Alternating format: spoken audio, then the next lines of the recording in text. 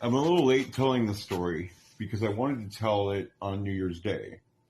Because 3 years ago, on New Year's Day, I saved a man's life. He was being beaten to death by a mob over a false allegation. Now, as the story goes, apparently one night while he was at the Slab City Library, which was ran by a psychotic by the name Cornelius Vango, this individual, along with several others, would beat this man to death because apparently he raped a woman there. Now, I'm sitting in the Katamari, January 1st, and a woman by the name of Tails comes and sits up next to me, and she's got this big old smile on her face. And she's like, points this guy at the end of the bar and says, see that guy down there? Because he fucking raped this girl named Moxie. I'm looking at the guy as I'm hearing this, and he's a large, oafy-looking dude. It just doesn't give off a rapey vibe to me. I mean, it just, that seemed off. But, I mean, who's to say that he wasn't a rapist? I mean, I didn't know at the time. It's none of my business. I don't know anything about it. I don't know any of the players. I don't know. So I just go say hi to Pirate Rob, who, you know, the Pirate Slab, Pirate Camp isn't too far from the Katamari. So I go say hi to him for a while, go talk shit, tell him that I'm fucking be back in a while. And because my birthday is rolling over after midnight. Okay. So I go back to where's the Katamari, and I get to the end of Pirate Slab. All of the fucking library, and plus several others, are beating the fuck out of this guy. It was summary judgment. There was no due process. They just decided he was guilty, and that was it. I'm sitting there watching, and there's nothing I can really do. I can't think of a goddamn thing to do, and I just stay out of it. But I'm just watching. Now, this woman comes up. She's the alleged victim. She goes by the name Moxie. Okay? So Moxie is telling me the story about how she's been raped, and she goes into these details that I'm not even hearing it, because I've heard stories about rape from the victims who were both women and men. And when they told me their stories, there was inflections of embarrassment, shame, fear, trauma. I mean, all the things that were in those voices when I heard those stories were not in hers. And so I'm thinking fast. I'm not sure what to do. And I say to her, well, it looks like he is going to die tonight, and that'll be the end of it.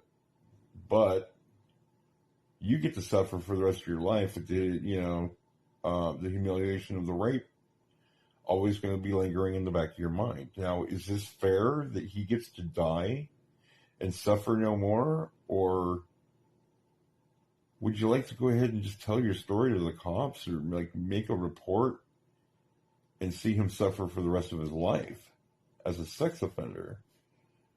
She thinks about it for a minute. Yeah, I want to see him suffer more. Like, okay, I'm going to go talk to these guys. And so I go down there and I'm like, hey, hear me. And I let them know that the police are on their way. Somebody just told me that the police have been called and they're going to be here any minute. Now, I don't have anything to fear from the police. I can sit here and I can talk to them. Well, the rest of you need to get the fuck out of here, okay? Because you just got done beating up this guy, and he's going to fucking start singing, okay? They agree that, yeah, they're going to go ahead and leave him with me, and they're going to take off. I know that there's somewhere in the dark somebody has eyes on me, so I got to play the role. This guy looks like fucking street pizza by this point. Covered in blood, just fucked up. So I'm like, don't you fucking fall asleep, you fucking piece of shit. I gotta fucking keep you here until the fucking, at least the ambulance shows up. I don't want it looking like I murdered you, right? So I say this kind of shit like that to him. I even go into the Katamari to go find the bar owner, Aaron, to make sure that he gets a blanket so he doesn't fucking freeze to death out there. It's cold in the desert. At one point, he says to me, "Thank you." He gurgles out, "Thank you" to me, and I'm like, "Shut the fuck up, you fucking piece of shit. Because if I find out you actually did rape that girl, I'm gonna wish that I killed you right here and now." But I'm thinking in my mind, dude, hold on, I'd called the fucking ambulance, and I told the ambulance that there's a man who's been beat nearly to death over, apparently he's a rapist. And so it takes the ambulance like 45 minutes to get to Slab City, to my location. And before they even fucking approach my location, they call me. They want to know if it's safe to come in. And I do. I let them know it's safe. And then I have a fucking deputy show up and talk to me. And I let him know, I don't know who did it. I don't know that, the people, if it doesn't matter. Because, Cornelius Vango hates my fucking ass to this day because I fucking, not only I'm not part of that whole fucking pronoun game bullshit, she's one of these hip, cool kids that don't have a gender anymore. And, she hates my fucking guts because I lied about, the fucking beatdown that they were giving him and telling them that the cops were on the way.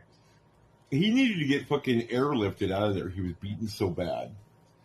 And the girl, Moxie, she did get into the police car. She was interviewed by police, but when asked to go down to the fucking police station and give a statement, she did not. She wouldn't do it. And she left Slab City like the fucking very next day. She was gone. And interviewing everybody around town, everybody heard what I did, and you wanted to talk to me about it. They didn't believe this guy was a rapist at all. They'd all known him for 4 years. He was a kind man. He was a decent man. He was, harmless, all the above. And, come to find out, he did not rape her. Matter of fact, they were all drunk, there at the fucking library, and she was crying. Him and her were having a private conversation, and she was crying about my friend Turkey. Apparently she had a relationship with Turkey. That was before he died, but she was crying about the relationship, and then she put the moves on this guy. And as they were having sex, she came out of it, she realized, she was in a blackout, and she said, "Get off me." And he did exactly that. I mean, where's the rape in, okay, stop having sex with me. And when he immediately stopped, and, so she's been questioned about it, and she's been shunned from Slab City to this very day. Nobody wants to fucking talk to her. And apparently she blames him for not dying. And she says, I should have just let you die that night because it would have saved her face. It would have saved her reputation. And what a fucking bitch, a fucking terrible way to fucking, do somebody. And then for the library not to give him any kind of due process. There was no due process whatsoever with the library. They just came up with their own summary judgment, and they were just going to kill him. They were going to beat him to death. Now, I still talk to the guy to this very day. I don't want to give his name because I want him to be able to, tell the story on his own and not have to, walk around with the stigma of being an accused rapist. I mean, everybody knows he's not a rapist, but the library is psychotic. It was psychotic Cornelius Vango is a real piece of crap, and I'm gonna let you know right now. She's got her own fucking YouTube channel. You can go check it out. They eventually ran her out of the library. She was fortifying that place. She was trying to build her own army, and she. Fucking 86th, half of the city, Slab City couldn't even use their library. That's how fucked up it was. But I saved this man's life, and I talked to him to this very day, and, he's pretty upset to this day. He never got an apology from Cornelius Vango or any of these fucking psychotic librarians, and he has to pay for that helicopter airlift to the hospital when they tried to kill him. It's fucking messed up. I'm just glad I was there and able to think fast.